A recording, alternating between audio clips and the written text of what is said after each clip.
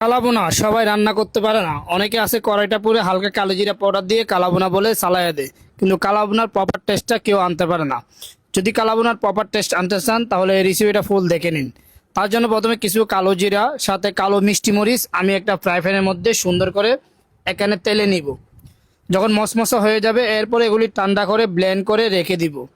এখন এখানে 6 কেজি গরু মাংস, তার মধ্যে বড় এলাচ, ছোটো এলাচ, দারচিনি, লং, তেজপাতা, কালো গোলমরিচ আর কিছু আজওয়ান পাউডার করে এখানে দিয়ে দিচ্ছি। অল্প একটু দিয়ে দিচ্ছি পেঁয়াজ বেরেস্তা আর সাদা পেঁয়াজ কাঁচা যেটাকে বলা হয়। এখন দিয়ে দিচ্ছি বাদাম পেস্ট 100 গ্রাম মতো, আপনি যে কোনো ধরনের বাদাম পেস্ট ইউজ করতে পারেন। টক দই দিয়ে দিচ্ছি 4-5 টেবিল স্পুন পরিমাণ, 1 চামচ পরিমাণ সাদা গোলমরিচের গুঁড়া, পরিমাণ মতো লবণ যতটুকু লবণ প্রয়োজন হয়।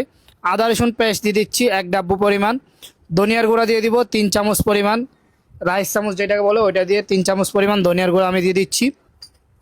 সেম পরিমাণ দিয়ে দিচ্ছি জিরার গুঁড়া, এরপর দিয়ে দিচ্ছি 1 চামচ পরিমাণ হলুদের গুঁড়া, 2 চামচ পরিমাণ দিয়ে দিচ্ছি মরিচের গুঁড়া, কালো জিরা এবং কালো মিষ্টি মরিচ যেটা ব্লেন্ড করছিলাম সেই পাউডারটা দিয়ে দিচ্ছি। এখানে মিক্স গরম মশলা দিয়ে দিচ্ছি 1 চামচের একটু বেশি পরিমাণ, অল্প একটু সয়াবিন তেল দিয়ে সুন্দর করে মিক্স করে নিচ্ছি। এখন দিয়ে দিব সরিষার তেল, সরিষার তেলের পরিমাণটা একটু বেশি দিতে হবে।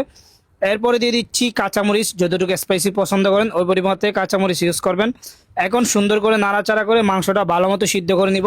এখন নাড়াচাড়া করে মাংসটা সুন্দর করে সিদ্ধ করে নিব, কোনো ধরনের পানি ইউজ করবো না। মাংসের পানি দিয়ে মাংসটা সিদ্ধ করব। যখন আপনার মাংস থেকে প্রপার তেলটা বের হয়ে যাবে, এরকম হয়ে যাবে, এখন আমি এখানে বাগার দিব।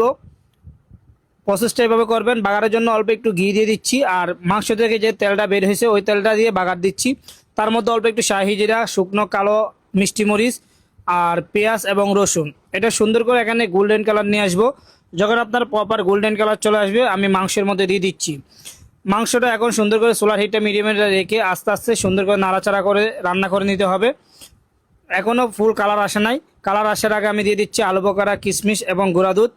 এগুলি দিয়ে সুন্দর করে নাড়াচাড়া করে সোলার হিটটা মিডিয়ামে রেখে নাড়াচাড়া করে যতক্ষণ পর্যন্ত প্রপার কালারটা চলে আসবে না কালাবোনার, ততক্ষণ পর্যন্ত রান্না করে নিব। দেখেন এখন মোটামুটি কালার চলে আসছে। দেখেন এখন প্রপার কালারটা চলে আসে। এরকম যখন কালারটা চলে আসবে আস্তে আস্তে আপনি নাড়াচাড়া করে এরপরে চুলা থেকে নামাই নেবেন। একবারে প্রপার রেসিপিটা শেয়ার করলাম, দেখেন বাসায় অবশ্যই ট্রাই করবেন।